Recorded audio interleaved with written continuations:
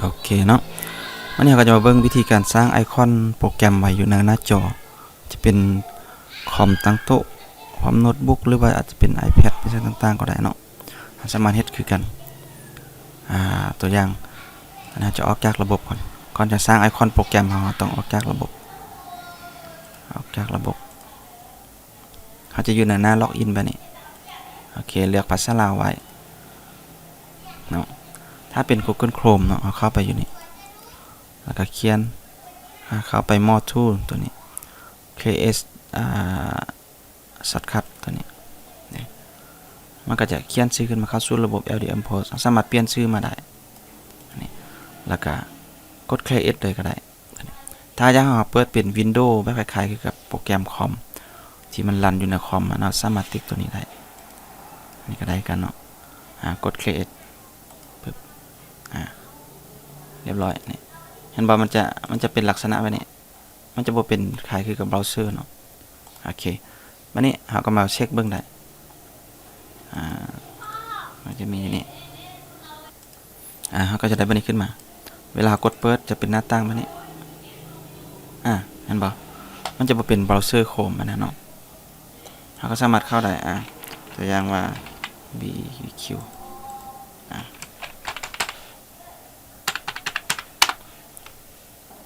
โอเคนี่คือกันเนาะมันจะเบิ่งสบายกว่านี่กดปิดลักษณะนี้กันถ้าผู้ใดอยากเปลี่ยนชื่อเปลี่ยนไอคอนก็เป็นได้ทีนี้ก็เปลี่ยนชื่อมันเปลี่ยนไอคอนที่เปลี่ยนไอคอนกันถ้าเป็น Windows 10 Windows 7เนี่ยก็เข้าไปอยู่ Property นี่แล้วก็เข้าไปอยู่บน Change Icon แล้วก็ไปเลือกไอคอนของเราไฟล์ต้องเป็นนามสกุลไอคอนเนาะอยู่นี้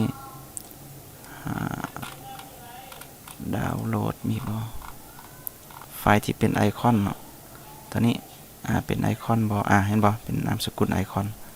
ต้องแปลงไฟล์เป็นไอคอนจึงได้ไฟล์ธรรมดาบ่ได้เนาะกดปึ๊บโอเคนี่เราก็จะได้หน้าแบบนี้ทีนี้เปิดขึ้นมาเนี่ยเบิ่งไอคอนเนาะจะเป็นแบบนี้เราก็จะใช้งานเป็นเอกลักษณ์ส่วนตัวเนาะใส่โลโก้ของหารเลยก็ได้ไม่นั้นเข้ามาใน Google Chrome เนาะเราอยากสร้างไอคอนไว้หน้าจอโปรแกรมเราเข้าไปค้นหาบ่แล้วก็เขียนชื่อที่อยู่เว็บไซต์ใส่เนาะที่อยู่เว็บไซต์ก็จะเป็น home.laudemi.com .com ตัวนี้ก็ไปเลยเนาะเป็นแท็บเล็ตเป็นมือถือเนาะเขาจะใช้ไปนี่เข้ามานั้นนี่อันนี้มันจะเป็นมือถือมันจะหน้าจอน้อยแนะนำเขาสร้างอยู่ในแท็บเล็ตเนาะเพราะมือถือจะเบิ่งบ่สะดวกเข้ามาหน้านี้เรียบร้อยเนาะถ้าว่ามันเบิ่งบ่เห็นให้เขาอยู่บนนี้แล้วก็มาล็อกอินเพราะครั้งแรกมันจะเป็นภาษาอังกฤษอยู่เนาะล็อกอินแล้วก็เลือกภาษาอังกฤษนะเป็นลาวเลือกภาษาลาว